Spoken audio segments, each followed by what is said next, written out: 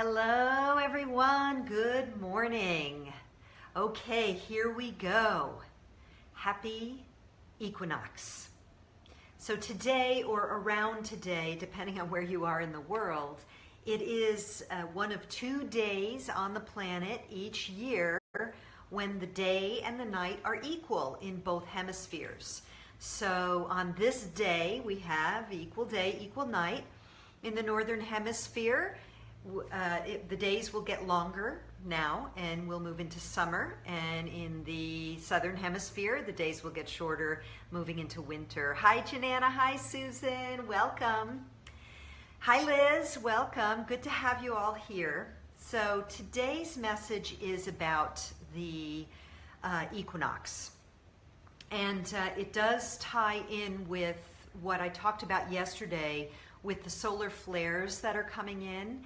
So I definitely recommend that if you haven't watched that one, to watch that, particularly if you find that you're dealing with energies that are challenging, if you're having trouble sleeping at night, or you're feeling more nervous or anxious, or if you're finding that people around you are having mismanaged energy, especially, definitely look at that. So, and I'll touch on that more in this video today. So, we're at the equinox, equal day, equal night. And I think this year it falls, like the precise moment is at around 8 p.m. US East Coast time on the 20th. It's a little bit different every year, but I consider basically the window between the 20th and the 22nd to be the equinox period. So along with this equinox period, we have these solar flares, which are activating people to deeper awareness and a deeper connection with love and compassion. But for those who have a lot of, let's say, emotional baggage, or carrying a lot of anger, unresolved resentment, unresolved bitterness, hate, those kinds of things, or running a lot of fear frequency, they're not necessarily going to be able to access these beautiful activation frequencies coming in. So how perfect is that to think about the energy of spring cleaning?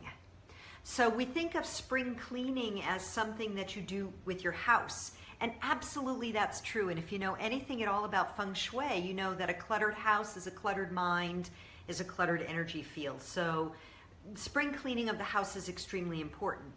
And spring cleaning, let's take that to the metaphor of cleaning our insides. So of course there's the physical cleaning, doing a cleanse, but I'm talking more about the emotional, energetic, and mental cleaning. Really beginning, if you haven't already begun, definitely begin, really activating that intention to become aware of your habitual thoughts and the subconscious thoughts and opinions, and the times when you tend to get negative or critical, or find something wrong in your life and just go down a rabbit hole of focusing on it. Well, it's time to clean those things up, because we know that we're energy beings, and since we're energy beings, what we think about, we activate into an emotional, energetic frequency, and we emanate that. And that's magnetic, which means it attracts back to us those more of the same. So this is a great time to really do a deep dive cleanse of the inner machinations of your mind, your thoughts, and where your habits of thought go when you're just driving the car, making breakfast, sweeping the floor, surfing the web but not really paying attention. All of these things, it's time to start really being more and more attentive to our thoughts, to what we're saying and what we're thinking. Remembering that the words I am are the 2 most powerful words that you can say. That's like the command of the universe, I am.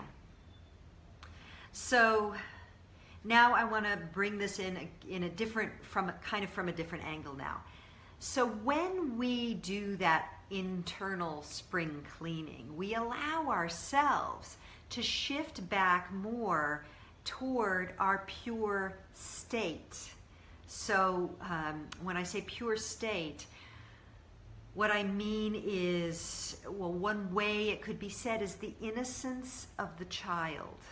So if you think about when you were a really little kid, and it could have been, hold on a sec, let me just check with this here.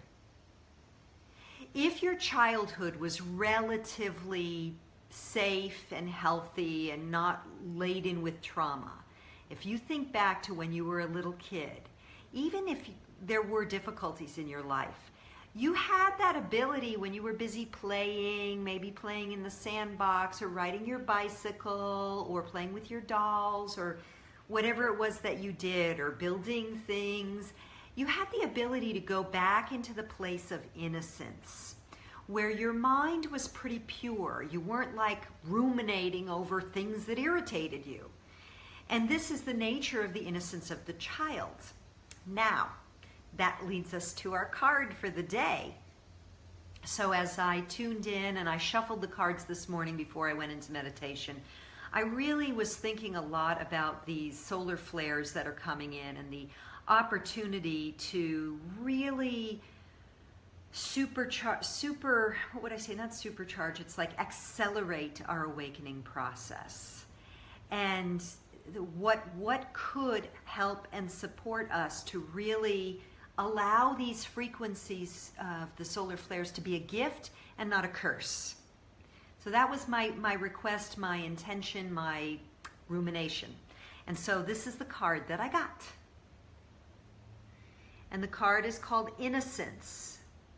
But you can see that this is not a little child building blocks or playing with their toys. This is an old man. And yet, look at him. He's like just delighting like a child with this grasshopper on his finger. And this is the secret of the masters. And I've talked about this before because this card came up a few days ago with a series of two. It was a series of 3. The innocence, the wisdom of the master is that they're able to clear out their mind of all the fret and worry and stress and judgment and anxiety and opinions that run rampant in us by the time we're adults, and go back to the innocent, open, empty, trusting mind of the child. So the child in play trusts that the sun will come up tomorrow and there will be food for them and they have a bed to sleep in, or they don't even think about it. They trust that the universe is supporting them. So they don't spend time worrying about survival and agendas and judgments and all of this stuff. They trust. That is the innocence of the child. And the master returns to that pure state of trust. Now, for most of us, to have even blips of that is really an incredible blessing, and it takes years off of our lives. So, do we have to become the spiritual master?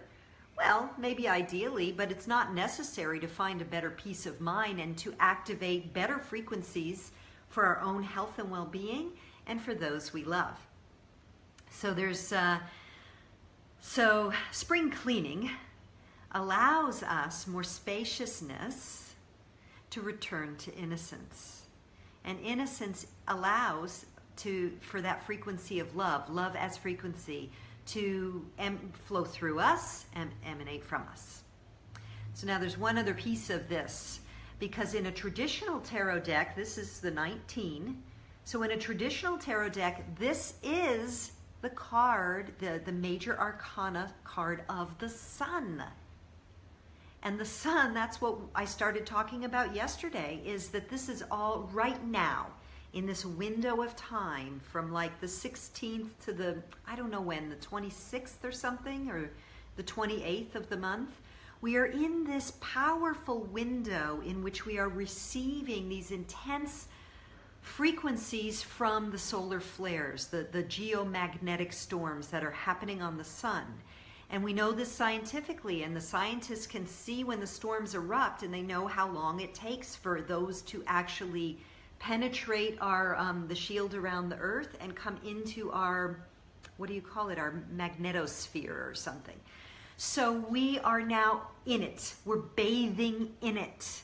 And as we bathe in it, what better thing to do than to activate that intention of spring cleaning, clearing out the old gunk on all levels, and returning as best we can to the innocence and trust of the child. This is how we harness the power of the sun for good on this planet, to bring in more light, more illumination, and a higher vibrational frequency that emanates throughout the planet and supports all those places on the planet where there's suffering and a lot of pain and a lot of misery, war, violence, etc.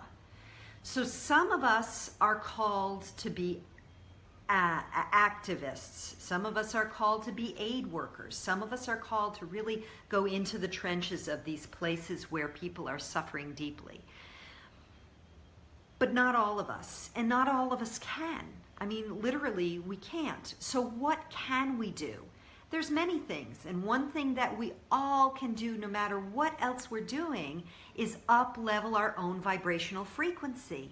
Because we're all energy, it's all energy, and when we up the playing field, it's like that saying, the rising tide lifts all ships. So this is not an excuse to raise your vibe and then be a jerk in the rest of your life. No, this is a call to raise your vibe, to really become that change you want to see in the world, in your everyday life, in the way you carry yourself, in your energy, in the thoughts that are going on in your mind, in the feelings you have in your heart. This, no matter what else you do in terms of fundraising or aid or activism or anything else, this is on the energetic level the thing that we can all do to help all of the planet, our personal lives, our family lineage, our families, and all of those on the planet who don't have the resources to do anything but struggle and survive. So that's my little call to action, I suppose, for our spring equinox today. Find that balance within and return to that innocence by clearing out, by doing your inner work, by healing and surrendering and releasing the negative thoughts, the judgments, and the habits that are not productive or constructive for anyone. Okay, let me just take a moment here and see what else, if there's anything else before I sign off for the day. Let's see, anything else? Finding the balance, there is another piece here. As we are dealing with these intense frequencies coming in, it's really easy to get thrown off our game, to go to one extreme or the other. Extreme like bliss out and don't deal with anything, or extreme stress and anxiety. So remember that this is the equinox. The idea is to find that equal flow, the balance between the light and the dark. So it's not about it going to extremes. It really is about the dance of the flow of balance. So just notice in your day if you're getting really extreme in any particular direction, and just take a few breaths and bring yourself back to this place of like, okay, I don't need to have things be super intense if it doesn't feel good. I'll take some connective breaths, return to my center, and then go deal with whatever it is I'm dealing with, whether it's a thought process or something you got to deal with in the world. So with that, thank you for watching, as always. Please share this or share a relevant comment if you're resonating or relating to anything I'm saying here. And check out my website if you're curious about what I do. And thanks so much, as always, and I wish you a beautiful, beautiful spring equinox and spring season. Until next time, with much love from Ubud, Bali. Mwah.